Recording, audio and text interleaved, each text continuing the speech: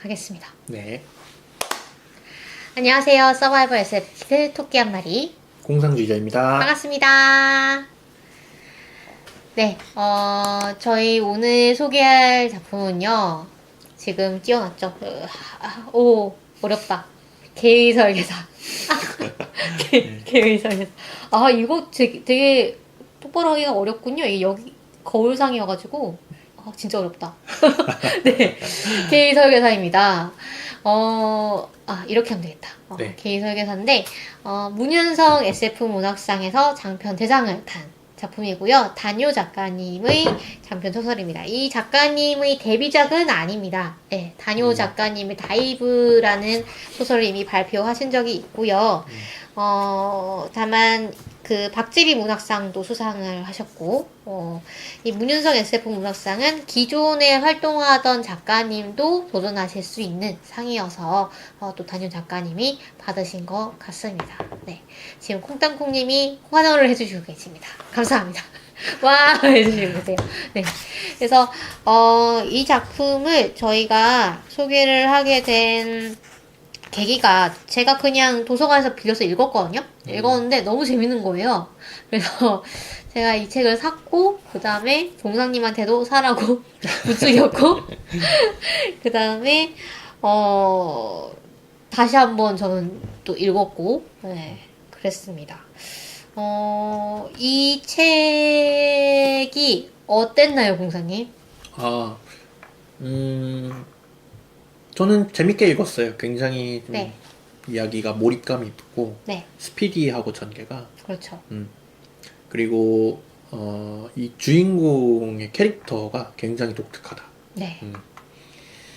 캐릭터가 굉장히 재밌다, 멋지다, 잘 만들었다. 그런 생각이 드는 그런 작품입니다. 네. 뭐 한마디로 표현하자면 약간 사이코패스라고 볼 수 네. 있는 캐릭터인데 그렇게 뭔가 전형적이라고 해야 될까요? 네. 전형적인 느낌은 아니에요. 그 다음에 주인공이 사이코패스고 주인공의 관점에서 이 모든 이야기가 진행이 되기 때문에 이 주인공의 내면은 어떨까를 독자들이 많이 들여다볼 수가 있고 그래서 그렇게 뭔가 일반적인 그런 진부한 그런 느낌은 들지 않는 1인칭 시점을 굉장히 잘 활용하는 그렇죠. 그런 소설이죠. 그렇죠. 그래서 약간 서술 트릭 같은 것도 있고 네, 그런 미스테리 소설이라고 볼 수가 있는데요. 또 이제 인공지능이 소재입니다. 여기 나와 있는 이 개가 이제 인공지능 개죠. 그래서 주인공이 이 개의 인공지능을 설계하는 일을 맡고 그래서 인공지능이 나오니까 요즘 흔해 빠진 그런 인공지능 얘기 아니냐라고 볼 수도 있는데 흔하지 않은 전개로 이야기가 펼쳐지는데 그럴 수 있는 이유 중에 하나가 이 소재가 연예계여서인 것 같기도 해요. 네, 연예계라는 소재가 나오거든요. 그러니까 이 개를 갖고 있는 사람이 누구냐면 아주 슈퍼스타. 우리나라로 치면 누구가 있을까요? 아이유 정도? 아주 아이유는 근데 이제 성인이 되어서 떴지만 여기 나오는 이 친구는 어릴 때부터 뭐 7살, 6살 때부터 사람들이 사랑을 독차지해온 그렇게 이제 커가면서 그 모든 성장의 과정도 다 이제 거기에 맞춰진. 네, 대중의 어떤 관심을 받았고 사랑을 부모가 받았고 애초에 그런 식으로 키웠죠. 그렇죠. 이 아이가 그렇게 자라도록. 그렇죠. 부모도 둘 다 약간 그런 업계에서 일하는 사람이어가지고. 네. 그래서 저는 이걸 보면서 뭐가 떠올랐냐면 최근에 화제가 된 최애의 아이가 떠올랐습니다. 혹시 최애의 아이 보셨나요? 네, 봤습니다. 네. 시즌 1. 그렇죠. 네. 그 안에도 이 연예계의 뒷사정 이런 것들이 많이 나오잖아요. 그러니까 그 최애 아이를 못 보신 분들을 위해서 잠깐 설명을 드리자면 주인공이 자기가 좋아하던 아이돌의 아기로 태어납니다. 환생을 합니다. 환생물이죠. 네, 환생물인데 사실 그 아이돌이 아이를 낳는다는 게 좀 상상이 잘 안 되잖아요, 여러분. 아이돌도 아이를 낳을 수 있는데, 그런데 이 아이돌은 몰래 임신을 하고 아이를 낳고 계속 아이돌 활동을 합니다.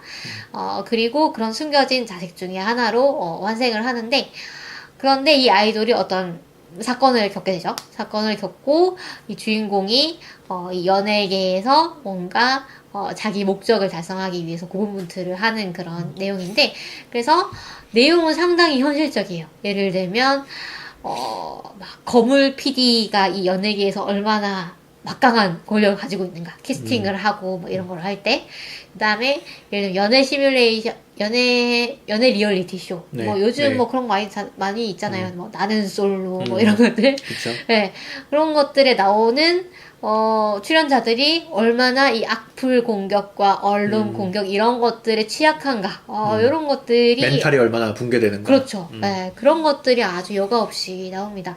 사실 일본에선 실제로 그래서 자살 사건도 있었죠. 네. 그렇죠. 그래서 그 사건의 모티브로 네. 사실 이 작품이 만들어졌느냐, 그 최애 아이가 네. 그걸 모티브로 했느냐를 가지고 이제 사람들이 막 갑론을박을 하시도. 윤리적으로 맞느냐 이런 네. 얘기도 많이 했고. 그런데 전 세계적으로 사실은 그런 사건들이 많았다고 그쵸? 해요. 네. 그래서 그런 내용들도 나오고 아주 이제 좀 현실에 붙어 있고 조금 다크한 그런 이야기로 그쵸. 볼 수도 그리고 있는. 또 아이가 사실은 아이돌이라고는 하지만 작품 내에서는 지하 아이돌이잖아요. 아, 그렇죠. 네, 최애 그렇게 아이에서는. 인기가 많지 않은 네.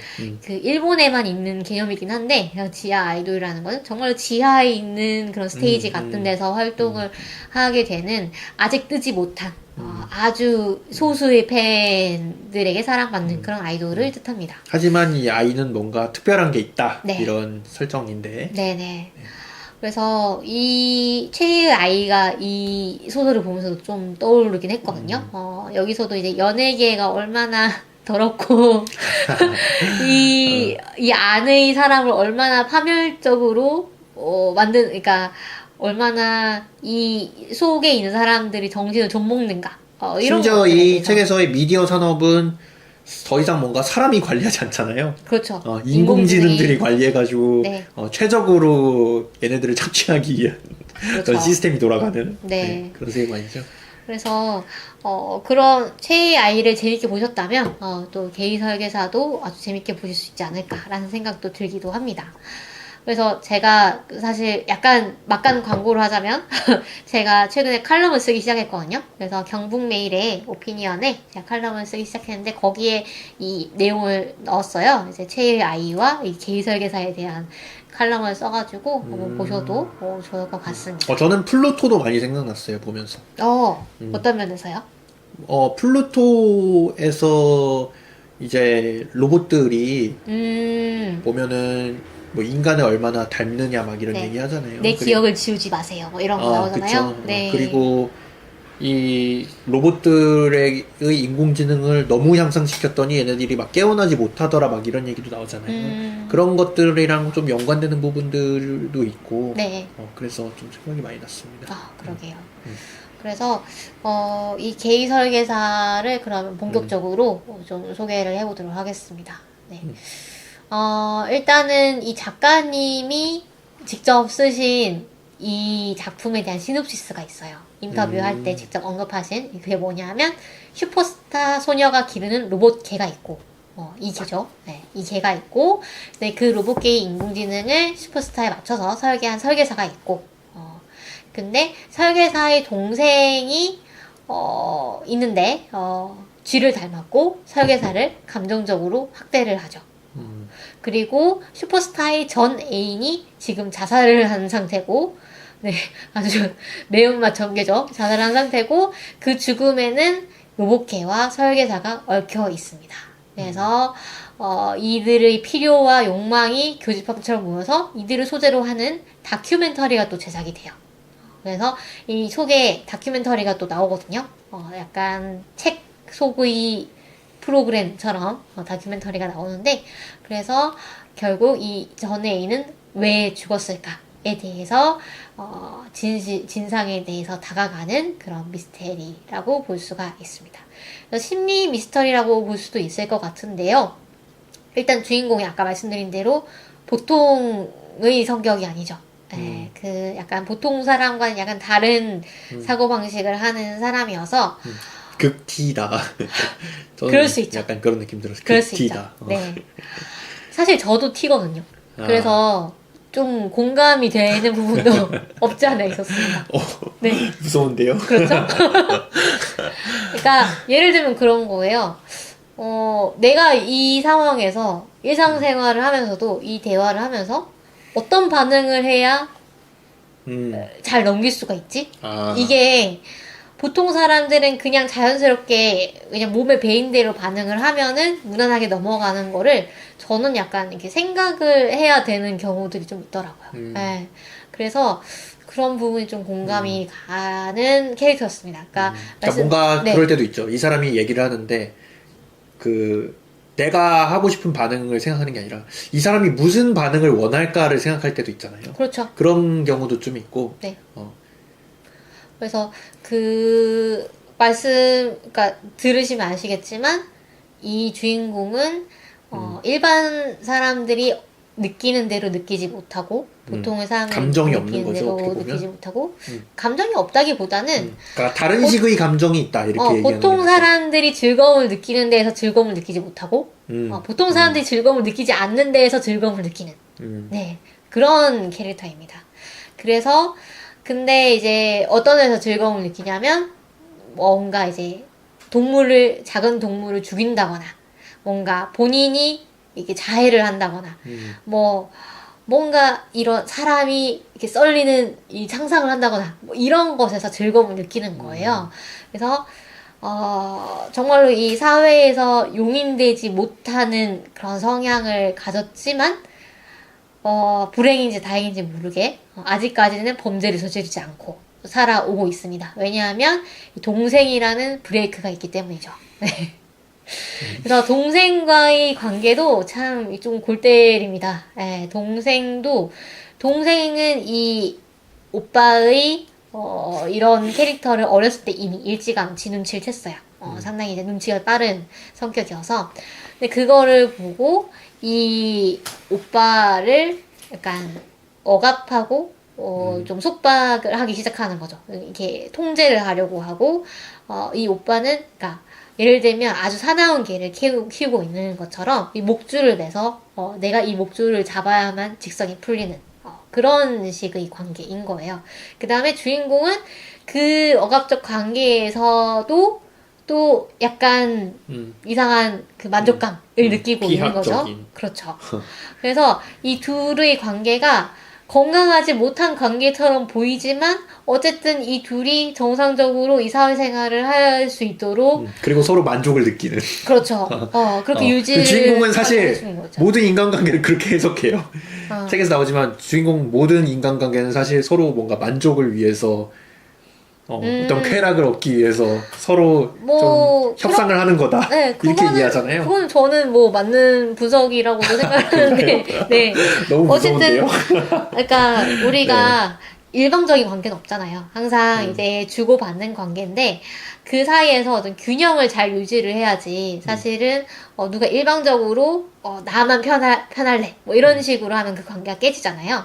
그러니까 그런 거죠. 이렇게, 주인공이 밀당이죠, 사실은. 밀당에 대해서 상당히, 이해하지 못하지만, 그것이 어떤 비효율성에 대해서 이해하지 못하지만, 그럼에도 이제 자기가 동생이랑 이렇게 감정적 줄다리기를 하는 거를 생각을 하면서, 이래서 인간들이, 저렇게, 밀당을 하는구나, 라고 이제 이해를 하기도 합니다. 그래서 그런 주인공을 두고 이제 전개가 이어나가기 때문에 약간 그렇죠. 이런 쪽에 면역이 없는 분들은 읽으시면서 좀 속이 안 좋으실 수도 있어요. 뒤쪽으로 가면 좀 그렇잖아요. 뒤쪽으로 가면 이 주인공이 이모지 박사라고 그 인공지능이면서 이 세계에서는 사실 인공지능이 인격을 가질 수 있다고 나오잖아요. 네. 네, 어떤 돈을 많이 벌어서 자기 인권을 살 수도 있고, 약간 노예제라고도 볼 수가 있는데, 그래서 자기가 독립을 한 다음에 원래는 이 오은영 선생님 같은 네. 네. 그러니까 아동 상담을 해주는 그런 쇼닥터였어요. 그런데 대단히 인기를 얻어가지고 뭐 돈을 많이 다른 벌어서. 분야에도 막 진출을 하고 결국은 엔터테인먼트 산업을 쥐락펴락하는 큰 손이 됩니다. 네. 그래서 이 이모지 박사에게 자신의 이 내면적 성향을 털어놓죠. 처음으로. 완전히 다 털어놓는 장면이 있는데, 거기서 조금 기가 상하실 수 있다. 네, 그런 걸 미리 말씀드리고요. 그래서, 줄거리를 대강 그러면 얘기를 해볼까요? 네. 근데 어디까지 얘기를 해야 스포일러가 안 될지 조금 고민이 되긴 해요. 음. 그 앞에 절반 정도를 아마 얘기를 하면은 네. 스포일러 없이 얘기를 할 수 있을 것 같긴 해요. 지금 보면은 인트로가 있고요. 소설이. 네. 그 다음에 개라는 챕터가 있고 소녀라는 챕터가 있고 그 다음에 개와 소녀가 있고 소녀의 개가 있습니다. 이렇게 4개의 챕터로 구성되어 있는데 여기서 앞에 2 챕터가 사실 문제편이고 개와 소녀부터 해답편이 시작된다고 보시면 될 것 같아요. 그래서 이 개 인트로에서 아주 짧은 페이지 안에 우리가 이 주인공이 어떤 놈이구나 느낄 수가 있어요. 이 얘가 정상은 아니구나 라는 걸 느끼고 동생은 또 어떤 캐릭터구나 라는 거를 느낄 수 있는 인트로가 2-3페이지 정도가 있고요. 그 다음에 개라는 챕터에서 어떤 사회상에 대해서 좀 소개가 됩니다. 이 사회는 인공지능이 인간의 일을 대신을 하면서 기본소득제가 네. 이뤄지는 네. 인간에게. 네 그런 사회예요. 그래서 인간이 일을 안 하고도 살 수가 있죠. 얼마나 즐겁습니까? 얼마나 좋은 세상인가 싶은데 일을 안 하고는 사실 그렇게 만족스러운 삶을 살지는 못하는 걸로 나와요. 단칸방에서 살 수가 있고 그 정도의 기본소득이라는 거죠. 그냥 이렇게 숨만 쉬고 살아가는 정도로만 괜찮은 그런 그 정도의 소득이 기본소득으로 보장이 되어 있고 그래서 사회가 두 계층으로 나눠집니다. 한 계층은 그냥 기본소득만 받고 살래. 나는 뭐 그렇게 뭐라고 해야지? 굳이 일을 하면서까지 안락한 삶을 더 추구하지 않을래라고 하는 부류가 있나 하면은 서로 멸시를 하잖아요. 네, 일을 해서 좀 더 나은 삶. 예를 들면 뭐 방이 2칸 있는 집 또는 내가 갑자기 아플 때 병원에 마음껏 갈 수 있는 그런 병원비 뭐 이런 것들을 벌기 위해서 일을 하는 부류가 있고 서로 말씀하신 대로 멸시를 하고 있습니다. 이 게으름뱅이들 막 이러면서. 네. 그 다음에 게으름뱅이들 속에서는 삶에 돈 벌어봤자 뭐 한다고. 굳이 만족도 저렇게. 못하는 놈들. 저렇게 뻑이고 말이야. 이렇게 네. 그렇게 멸시를 하고 있습니다. 네. 그리고 아까 말씀드린 슈퍼스타의 이름이 릴리예요. 네. 그 릴리가 어떻게 슈퍼스타가 됐고 얼마나 많은 인기를 누리고 있는가에 대한 소개가 있고요. 그다음에 주인공이 인공지능 설계사잖아요. 그래서 이 인공지능 설계사라는 직업이 어떤 것인가에 대한 소개가 있습니다. 주인공은 감정형 인공지능을 설계하는 사람이에요. 보면 산업형 인공지능이 있고 감정형 인공지능이 있다고 나오거든요. 산업형 인공지능은 사실 로봇 팔 움직이고. 그렇죠. 미사일 우리가 지금 거. 산업용 기계 많이 쓰잖아요. 산업용 로봇 많이 쓰잖아요. 그런 걸 생각을 하시면 될 것 같고 감정형 인공지능은 이런 개에 들어가거나 또는 인간형 로봇에 들어가서 인간의 친구가 되어주는 그런 인공지능을 뜻합니다. 그래서 이 인공지능을 설계하려면 당연히 인간에 대한 이해, 감정에 대한 이해가 아주 깊이 있어야 되는데 주인공은 그 일을 아주 잘하죠. 왜냐하면 평소에도 논리로 감정을 이해하는 사람이라서. 그렇죠. 평소에도 계속 끊임없이 개선을 하면서 끊임없이 자신 안의 매뉴얼을 업데이트 해가면서 어떤 때 이 상대방은 이런 감정을 보이고 어떤 때 이런 표정을 반응을 짓고. 보이고 그쵸 이런 것들을 다 매뉴얼을 해놓고 말씀하신 대로 논리로 이해를 하던 사람이라 이 인공지능 설계사 일을 아주 잘 하게 됩니다.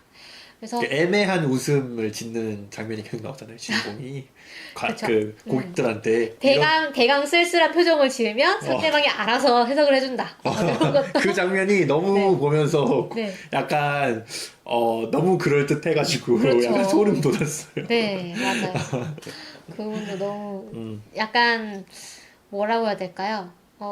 좀 웃긴 장면이죠, 사실은. 음. 네. 그래서 웃기면서도 약간 소름 돋는. 그렇죠. 네. 네. 그래서 이 인공지능 설계사 일을 하다가 동생이 약간 가스라이팅을 많이 하죠. 이 주인공한테. 오빠는 그런 어떤 정신머리와 그런 성격으로는 사회에서 제대로 살아갈 수가 없어. 어, 회사에서 다니면서 이 일을 할 수가 없어. 오빠는 그냥 혼자서 개업을 해야 돼. 라고 얘기를 하면서 멀쩡히 다니는 회사를 그만두게 하고 개업을 하게 합니다. 그래서 개업을 했는데 아직 손님이 안 들어와가지고 좀 고민을 하고 있던 차에 이 릴리가 들어온 거죠. 릴리가 와가지고 내가 지금 부모님한테서 독립을 하려고 소송을 해야 되는데, 그런 변호사를 할 만한 그런 인공지능 하나 만들어 달라. 라고 하니까 주인공이, 근데 판례 데이터는 너무 비싸가지고, 네가 돈을 아무리 많이 줘도, 조금 힘들 것 같은데. 라고 하니까, 릴리가, 그러면은 뭐, 그냥, 그 친구 할 만한 개나 한 마리 만들어 두시던가 뭐 이런 식으로 해가지고 이 로봇개가 만들어지게 됩니다. 네, 그것이 이제 이 릴리와 이 개와 설계사의 인연의 시작이었고요. 그 후에도 이제 릴리가 방문을 하거나 개가 방문을 하거나 뭐 이런 방문이 몇 번 있었죠. 네. 그래서 그러면서 이제 어떤 사건이 벌어지는데 이게 다 설명하기엔 좀 많은 것 같아가지고 뭐 그렇게 해서 뭔가 이 시간이 지나다가 그 릴리의 애인이 자살을 네. 하는 사건이 일어납니다. 네, 백해나라는 인물이죠. 네. 그래서 이 백해나가 등장하는 게 그 챕터 2인 네. 것 같아요. 소녀. 네, 소녀라는 소녀라는 챕터. 챕터에서 백해나가 좀 늦게 등장하죠. 네. 꽤 늦게 등장하고 사실 백해나보다는 릴리가 더 메인인 캐릭터이기 네. 때문에 그런 것 같은데요. 이 편을 시작하면은 다큐멘터리가 시작이 됩니다. 네, 소녀의 가장 좋은 친구는 개라는 다큐멘터리인데요. 이 다큐멘터리 소개가 굉장히 넷플릭스 프로그램 소개처럼 되어 있어요. 그래서 좀 재밌는데, 두둥. 네, 맞아요. 그래서 좀 읽으면 좋을 것 같은데, 이거는. 은둔을 택한 슈퍼스타, 약물 중독으로 사망한 슈퍼스타의 애인, 로봇계에 설치된 미등록 인공지능 설계사가 릴리에게 만들어준 것은 무엇이었을까? 릴리가 직접 이야기한다. 장르 땡땡 다큐멘터리, 영화 특징 땡땡 도발적인 진실을 찾아. 그래서 아주 넷플릭스 같은 그런 소개 멘트와 함께 이 다큐멘터리가 시작이 됩니다. 그래서 이 다큐멘터리를 찍기로 한 것은 릴리고요. 릴리가 이모지 박사와 얘기를 해가지고 다큐멘터리 찍겠다고 했고 여기에 이 도하라는 주인공 인공지능 설계사를 섭외를 해가지고 당신이 아니면 안 된다라고 해가지고 주인공이 웬일로 승낙을 하죠. 왜 승낙을 했는지도 사실은 나중에 나오긴 합니다만은. 네. 그래서 계속 이 다큐멘터리가 진행이 되면서 뭐 릴리가 얼마나 이 대중적 관심에 대해서 고통을 겪었는지 그러다가 어떻게 백해나라는 인물을 만났는지 뭐 이런 것들이 나옵니다. 백해나는 어떤 인물이죠? 백해나는 악명으로 유명한 인물. 그렇죠. 이죠. 네. 현실 세계에서 뭐 어떤 인물이 있을까요? 뭐 어그로 끄는 걸로 되게 유명한 연예인이라고 볼 수 있을 것 같은데 누가 있을까요? 구체적으로 얘기하면 저희가 명예훼손에 걸릴 수 있기 때문에 아, 네, 여러분 머릿속에 떠오른 몇 명 있을 겁니다. 음. 네, 그래서 그런 연예인이고요. 그래서 릴리와는 정반대 대척점에 있는 그런 연예인이라고 볼 수가 있어요. 그래서 연예계에서는 무명이 악명보다 무섭다라는 얘기가 있잖아요. 무관심이, 그러니까 저희로 치면은 무풀이 악플보다 무섭다라고 볼 수도 있을 것 같은데, 하여튼 관심이 전혀 없는 것보다는 남 얘기가 아니네요. 그렇죠. 어그로를 끄는 게 오히려 낫다는 거죠. 그래서 이 백혜나는 어그로를 끄는 거로 상당히 유명한 그런 연예인이고, 릴리는 순방향으로 정말로 이 사람들의 애정을 한 몸에 받는 그런 연예인입니다. 그런데 이 릴리가 이런 생활에 지쳐가지고 이런 인기를 얻고, 근데 이 부모가 사실은 릴리를 대단히 착취를 하죠. 더 많은 돈, 더 많은 인기를 얻기 위해서. 저 뭐 어릴 때부터 그렇게 연애 산업에 뛰어들어가지고 네. 돈을 벌게 시켰으면 사실 뭐 아동학대? 그런 착취가 없이는 작동할 수 없죠. 그렇죠. 거는. 네. 그래서 여기서 릴리가 도망가려고 하는데 거기서 백혜나를 만나게 된 거죠. 그리고 백혜나에게 약간 납치, 감금 같은 것을 당합니다. 그래서 백혜나가 이 릴리를 막 협박을 하죠. 너 막 여기서 나가면은 내가 뭐 어떻게 하겠다 뭐 이런 식으로 뭐 어떤 막 이상한 얘기를 막 풀겠다 막 이런 식으로 막 협박을 하면서, 그래서 릴리도 그 협박에 못 이겨서 막 이렇게 좀 맞춰주고 그러면서 백혜나가 릴리의 이 부모님에 대해서 하는 소송을 거들어주게 되고, 그 와중에 개를 이제 백혜나가 이 로봇개, 릴리 로봇개를 대단히 좋아하게 됩니다. 그래서 너 내 거 하자 이런 식으로 얘기를 하죠.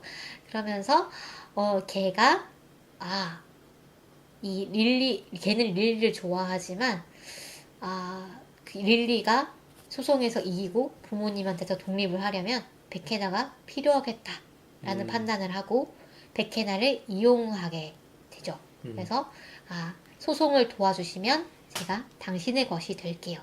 라고 하면서 이제 이 세 사람이라고 해야 될까요? 릴리와 백혜나와 걔의 좀 이상한 동거가 시작됩니다. 네. 삼각관계. 네. 그래서 그러다가 이 백혜나가 자살을 하게 되는데요. 모종의 사건 이후로. 도대체 뭐 때문에 이 백혜나가 자살을 했는가? 그리고 소송이 끝나고 소송이 그렇죠. 사실상 승리로 끝나잖아요. 네. 6대 4로 부모와 그 릴리가 재산을 6대 4로 릴리가 4인데 이렇게 분할해서 갖는 걸로 끝나잖아요. 네. 그런데 소송이 끝나고 얼마 안 가서 백혜나가 자살을 했다는 소식이 터지게 되죠. 네. 그래서 도대체 왜 자살을 했을까에 대해서, 근데 여기에 주인공인 이 인공지능 설계사가 관여를 했다라는 식으로 루머가 뭐 일단은 이모지 박사가 당신이 죽였죠. 그 얘기를 해봅시다. 이런 식으로 얘기를 하죠. 그래서 어떻게 그럴 수가 있었는가? 도대체 뭘 했길래 백혜나가 죽었는가에 대해서는 소설을 읽어보시면 아실 수가 있습니다. 네. 그래서 여기까지의 얘기를 하면서 주인공이 이 다큐멘터리를 찍으면서는 단약을 하죠. 원래 먹던 약이 있었는데 이 약을 폭력성 먹으면 같은 걸 좀 그렇죠. 조절하는 이 주인공이 사회생활을 할 수 있게 이런 뭐 폭력 충동이라던가 자해 충동이라던가 이런 것들을 조절할 수 있는 그 약을 처방을 받고, 보통 뭐 그런 얘기를 많이 들으셨을 거예요. 예를 들면 우울증 약이라던가 이런 정신질환에 대한 약을 먹으면 좀 내가 아닌 것 같다. 또는 좀 이렇게 머리에 뭐가 낀 것 같다. 이런 식으로 얘기하시는 분들이 많은데, 주인공도 이 약을 먹으면 훨씬 좀 둔해지고 원래 내가 발휘할 수 있는 능력의 한 반 정도밖에 발휘를 못하는 것 같은 그런 느낌을 받게 됩니다. 그래서 이 다큐멘터리를 찍으면서는 이것은 이 상황을 내가 즐기려면 약을 끊어야겠다라는 생각으로 동생한테는 몰래 약을 끊게 되죠. 그래서 이 소설에서 제가 상당히 잘 설계된 소설이다라고 느꼈던 거는 이런 거예요. 주인공은 인공지능 설계사인데, 인공지능을 설계하는 게 일인데, 사실 주인공은 자기 자신의 성격도 설계하고 있죠. 그 약을 통해서. 네. 약을 먹으면은 느긋한 사람이 되고, 약을 끊으면 날카롭고, 또 그러나 어디로 튈지 모르는 충동적인 사람이 되는 거잖아요. 그래서 그런 식으로 자기 자신을 설계를 하고 있고, 또 자기 자신이 어떤 사회생활을 할 때도 또 매뉴얼에 따라서 이것이 좋은 선택인가 나쁜 선택인가 끊임없이 계산을 하면서 살아나가기 때문에, 어떻게 생각하면은 주인공은 자기 자신이 이제 인공지능 설계하는 것처럼 자기 자신도 설계를 하면서 살고 있다고 볼 수가 있고, 이런 식으로 좀 뭐라고 해야 될까요? 한 가지 어떤 관계를 또 다른 대상으로 유비를 해가지고 보여주는 이런 장면들이 많이 보입니다. 예를 들면 또 한 가지는 주인공과 동생의 관계, 네. 그리고 개와 릴리의 관계. 이것도 음. 사실은 많이 겹쳐서 나와요. 그래서 이것이 어느 부분이 비슷하고 어느 부분이 다른가, 이런 것에 대해서도 계속 얘기를 하고 있고요. 그래서 이런 부분이 저는 되게 좋다고 느꼈고요. 그 다음에 계속 언급되는 이런 인간관계 사이의 균형 맞추기 게임, 이런 것도 사실은 이게 인간과 인간 사이의 감정에 대한 얘기잖아요. 네. 그런데 연예계를 굳이 그러면 왜 소재로 삼았는가를 생각을 해봤을 때, 연예계 또한 인간의 감정 그리고 관심으로 유지되는 산업이고, 그렇기 때문에 어떻게 하면 이 인간의 관심을 끌 수 있고 만족을 줄 수 있고, 감정을 어떻게 지배할 것이냐. 그렇죠, 어떻게 지배하고 좌지우지할 것이냐에 대해서 상당히 많이 고민을 하고 계산을 하고, 뭐 계산이 몇 번 몇 번 이렇게 그 계산 속에 계산이 있고 이런 식으로 뒤틀린 그런 세계인 거죠. 그래서 감정이 상당히 증폭이 되는, 또 익명성에 기대어서 대중들의 관심이 상당히 증폭이 되는 그런 세계이기도 하죠. 그래서 이런 어떤 몇 겹으로 설계된 이런 이런 부분들이 저는 상당히 재미있게 느껴졌고, 이 작품이 정말 공들여서 만들어진 작품이고 또 곱씹어 볼 작품이구나라는 생각이 들었습니다. 공상님은 어떠셨나요? 저도 네. 읽으면서 저는 사실은 막 이렇게 막 자세하게 이렇게 막 꼼꼼히 읽지는 않아가지고 좀 네. 편하게 그냥 읽어가지고 일단은 이 캐릭터가 굉장히 흥미롭다, 굉장히 잘 만들어진 캐릭터다, 이런 지점들이 아까 말씀드렸지만 그런 지점들이 재밌었고, 네. 또 그 뒤에 보면은 이론에 대한 이야기도 나오잖아요. 그렇죠. 현상적 의식이랑 뭐 네. 그런 것들이 나오잖아요. 그런 네. 것들을 보면서 작가가 굉장히 이런 부분들에 대해서 공들여가지고 공부를 하고 그것을 소설로 만들었구나. 네. 그래서 약간 어떻게 보면은 이론서 같은 느낌으로도 볼 수 있는 소설이 아닌가, 이런 생각도 들었고, 1인칭을 또 굉장히 작가가 잘 활용한다, 이런 생각도 들었어요. 네. 어떻게 보면은 작가의 어떤 생각이라고 할 수 있는 것들을 네. 주인공의 입을 빌려가지고 굉장히 좀 자연스럽게 우리가 전달한다는 생각이 들었고, 그런 것들을 염두에 봤을 때 뭐도 생각났냐면, 또 그렉 이건의 저희가 다뤘던 그렇죠. 네, 뭐였죠? 그 내가 행복한 이유? 아니요. 그 장편 소설. 쿼런틴이요? 쿼런틴 같은 경우도 1인칭으로 소설이 되면서 네. 막 그 세계에 대한 어떤 주인공의 해석, 이런 것들이 이어지잖아요. 네. 그런 것들이 약간 스타일이 비슷하다, 이런 생각도 좀 들었습니다. 네. 맞아요. 그래서 이 책은 또 다른 의미라고 본다면 기존의 한국 SF와는 좀 성격이 다른 느낌이거든요. 그래서 그 작가님도 인터뷰를 하면서 그것에 대해서 언급을 하셨어요. 네. 작가님이 보실 때 지금의 한국 SF의 주류, 주 영토는 세 가지로 볼 수가 있는데, 첫째가 이제 연대, 뭐 다정함, 뭐 다양성, 소수자, 뭐 이런 진보적 휴머니즘에 음. 대한 이거를 중심으로 삼는 그런 SF 소설이고, 두 번째는 이제 SF를 알레고리로 써서 사회 참여적인, 그러니까 이 사회에 대한 이야기를 하고자 직접적으로 하고자 하는 사회 참여적인 SF가 있고, 세 번째는 약간 곽재식 작가님이 쓰시는 뭐 이런 거를 생각하신 것 같아요. 또는 심너울 작가님이 쓰시는 네. 그러니까 관료제라던가 대학원생이라던가 직장인의 그런 일상적인 한국인의 삶을 좀 꼬아가지고 트위스트를 해가지고 소소한 그런 재미를 주는 그런 작품들로 이제 세 가지 이제 영토가 있는 것 같은데, 본인은 그 세 가지 중에 어느 곳에도 속하지 않는 것 같다라는 얘기를 하셨거든요. 그래서 저도 이 소설을 읽으면서 그렇게 느꼈고, 그래서 좀 새로운 그런 느낌이 아닐까. 그 예전에 저희가 존 프롬 작가님의 네. 소설을 소개를 했잖아요. 네. 그때도 저희가 존 프롬 작가님의 소설은 좀 더 하드 SF에 가까운 것 같다 이런 얘기를 했잖아요. 네. 근데 이 작품도 좀 하드 SF에 가깝다고 볼 수 있을 것 같아요. 그래서 뭐 물론 하드 SF, 소프트 SF는 분류가 그렇게 정확한 것은 아니지만 네. 좀 더 뭐라고 해야 될까요?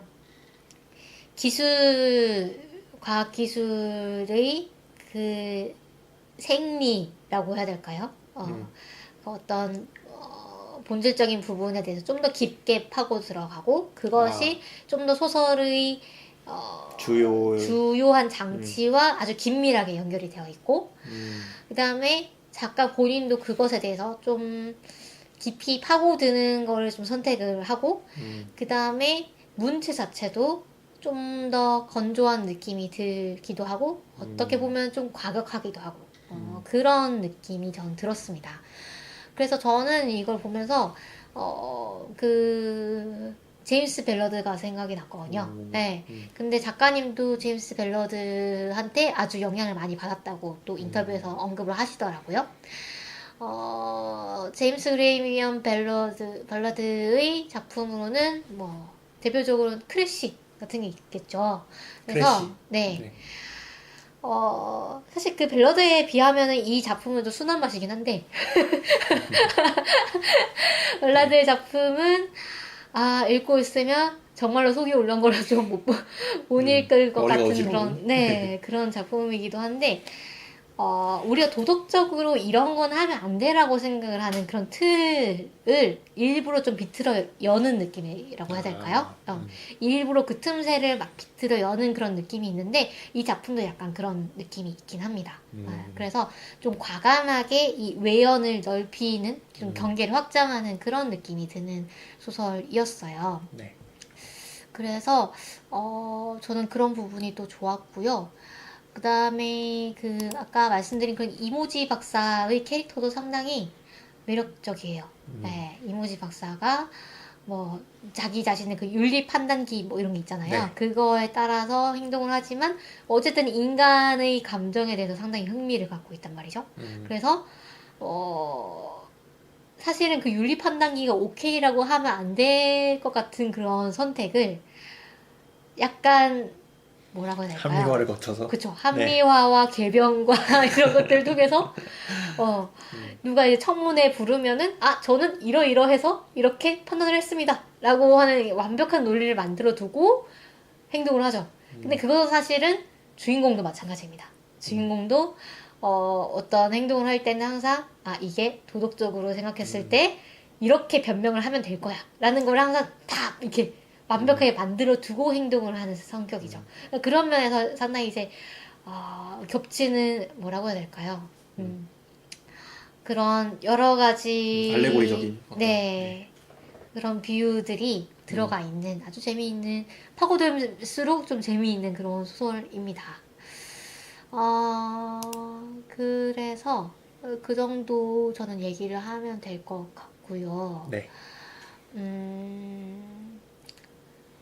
저는 이 소설을 읽으면서 살짝 아쉬웠던 부분은, 이 소설의 좀 중요한 내용들이 이 개 또는 릴리가 주인공을 찾아오면서 일어나잖아요. 네. 근데 이게 한 3번, 4번 이렇게 되니까 헷갈리더라고요. 아, 뭐가 뭔지. 근데 이게 작가가 의도한 것 같긴 해요. 왜냐하면 그 중에 하나가 사실은, 어떤 그 사건의 진상과 연결이 되는, 그런 진실과 연결이 되는 부분이기 때문에 일부러 좀 그런 헷갈리는 부분 안에 이제 숨겨놓지 않았나라는 생각도 들긴 하면서도, 좀 헷갈리더라. 그래서 2번 읽어야 그게 조금 이해가 되는 부분이 있기는 합니다. 그 다음에 처음 시작했을 때 동생이 생쥐 같다고 얘기를 하면서 네. 상당히 친절한 것 같은 인상이잖아요. 네. 무엇을 도와드릴까요? 막 이런 식으로. 근데 뒤쪽에 보면 동생이 전혀 친절한 모습이 안 나오잖아요. 물론 이제 주인공과의 관계에서 그렇긴 하지만. 그래서 처음에 생각했던 동생 이미지랑 좀 괴리가 있는 것 같다라는 생각이 좀 들긴 했었어요. 네. 그렇긴 하지만 이 책이 결코 근데 어렵지는 않아요. 그쵸? 근데 네. 아까 그거에 대해서 제가 생각했을 때는 저는 어떻게 느꼈냐면은 그러니까 저는 읽으면서 사실 그 주인공이 뭐 동생의 가스라이팅을 당하고 있다 이거를 거의 그 뒤에 가서야 알아차렸거든요. 그러니까 제 생각에는 이 책이 일부러 주인공은 사실 그렇게 생각 안 하는 거죠. 그렇죠. 그 착각을 의도하도록 좀 쓰여지지 않았나. 네. 독자들에게도. 네. 그런 느낌이 좀 듭니다. 네. 참 주도 면밀한 그런 작품이고요. 네. 뒤에 부록 얘기도 좀 해볼까요? 부록이 아주 자세하고 길죠. 심도 있는. 네, 심도 있죠. 네. 어떤 얘기를 하냐면, 우리가 이 인공지능, 챗GPT, 네. 이 생성형, 뭐 대규모 네. 언어 모델, 네. 이 나오면서 얘가 사고를 할 수 있다고 볼 수가 있는가? 그럼 사고라는 것은 무엇인가? 의식이라는 것은 무엇인가? 뭐 이런 것에 대해서 깊이 파고드는 에세이입니다. 사실 깊이라고 하기보다는 지금 최신의 논의, 지금 우리가 의식을 어떤 모델로 설명을 하고 있고, 사고라는 것은 이렇게 설명을 하고 있고, 이런 것들을 상당히 친절하게 리뷰를 해주는, 리뷰 논문을 읽는 것 같은, 그런 내용이에요. 그래서 조금 어려우실 수도 있지만, 그래도 작가님이 최대한 친절하게 설명을 했다는 저는 느낌을 받았어요. 그래서 조금 인내심을 가지고 읽어보시면은 찬찬히 따라가실 수 있는 얘기들입니다. 그래서 결국은 이 작가님의 어떤 가설이라고 해야 될까요? 잠정적 결론은 이 대규모 언어 모델에도 어떤 의식이라고 할 게 있는데, 근데 의식이라는 게 접근 의식이 있고 현상적 의식이 있는데, 접근 의식이라는 것은 접근 의식이 뭐였죠? 접근 의식이라는 게 그 정보에 대한 믿음을 바탕으로 추론하고 판단하는 것. 예를 들면 A가 참이라고 했을 때 B는 참인가? 뭐 이런 것들을 이제 판단하는, 추론하는 그런 의식인 거고, 현상적 의식은 우리가 예를 들면은 빨간색을 봤을 때 느끼는 느낌이 있잖아요. 그런데 이 빨간색을 그냥 언어로만, 그 개념으로만 아는 사람이 있을 수 있잖아요. 예를 들어 이제 선천적인 시각장애인이나 뭐 그렇죠. 생맹인 사람들에게 색이라는 것이 어떤 의미를 갖는가에 대해서 저희가 생각을 해보면은 네. 뭐 글을 읽거나 그런 것을 통해서 예를 들어 불, 빨간색, 토마토 이런 것들을 연관을 지을 수는 있잖아요. 그렇죠. 하지만 그 어떤 그 꼭지점, 그런 것들이 연결된 꼭지점에 붙어 있는 어떤 실체가 무엇인가에 대해서는 여전히 모를 수 있잖아요.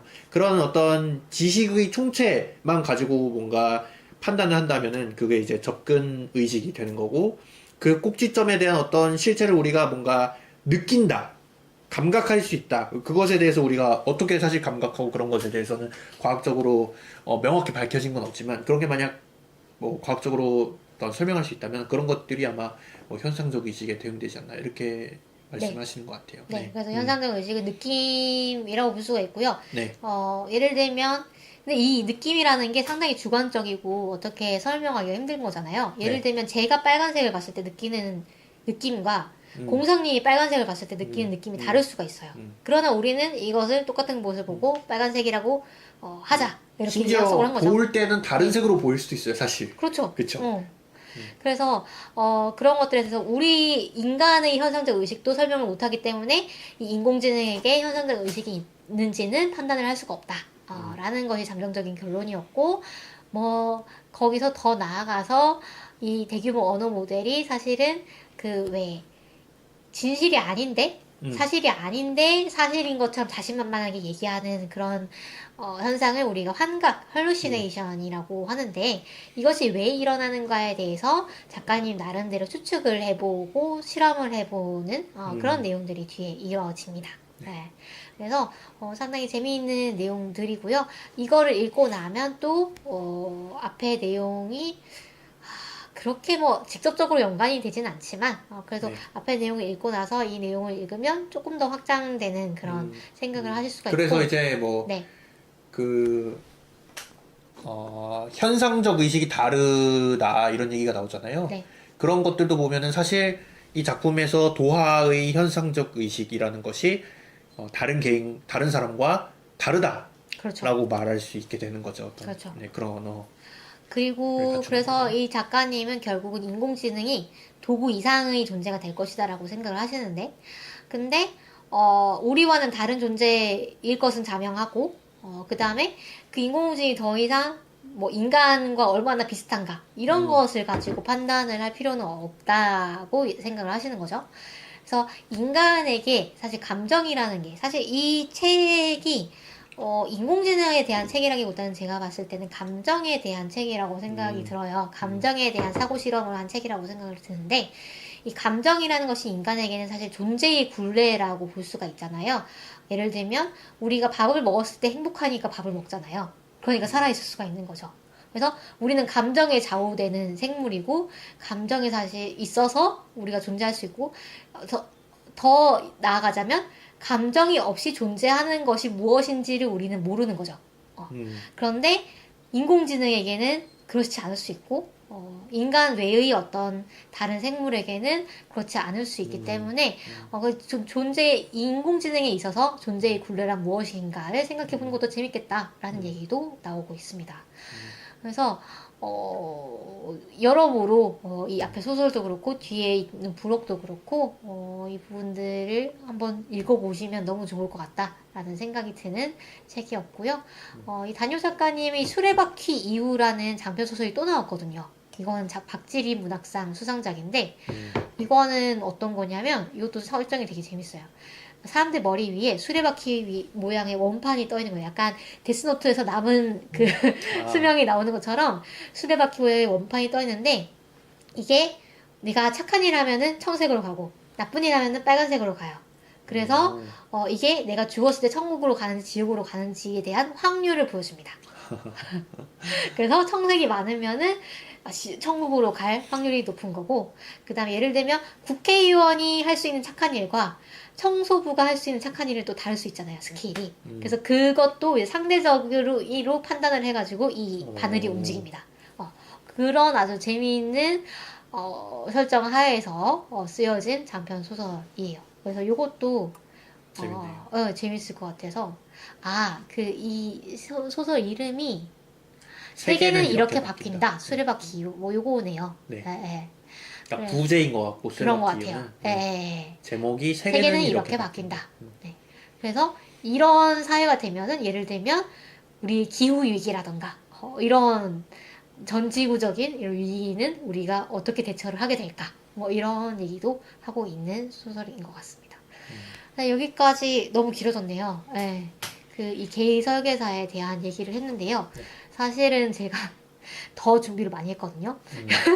하지만 네, 그러나 여기서 마치도록 하겠습니다. 방송 길이상의 연유로 인해 네, 마치도록 하겠습니다. 그만큼 저는 되게 재밌게 읽은 책이었고요. 지금 와중에 저희 방송에 지금 데이나님 그리고 하나의 정원님이 또 들어오셔가지고 인사를 해주셨습니다. 반갑습니다. 네, 그래서 여러분들 재밌는 시간이셨기를 바라고요. 저희 그럼 다음 주에 어떤 작품으로 돌아올 거냐면 네. 아케인. 네. 리그 오브 레전드가 요즘 뭐 네. 롤드컵이 지금 한창 화제고, 그래서 저희가 쉬는 시간에 아까 롤드컵이 지금 어떻게 진행이 되고 있는가에 대해서 네. 대진표도 그리면서 막 얘기를 했는데, 그 리그 오브 레전드 게임의 캐릭터와 설정을 가지고 만들어진 애니메이션입니다. 네, 넷플릭스에서 지금 공개가 되고 있고, 사실 공개된 지가 좀 됐어요. 2021년에 공개가 됐으니까. 그리고 시즌2 제작이 확정이 되어서 네. 내년에 지금 공개가 될 예정입니다. 그래서 그걸 제가 최근에야 보고 너무 감동을 받아서 네, 다음 네. 주에 소개를 해보려고 합니다. 여러분들도 넷플릭스에서 한번 보시고 또 저희 방송 들으시면은 좋을 것 같아요. 그 스포일러가 있잖아요. 그게 마지막에 네, 마지막에 그 반전이 또 있어가지고 네.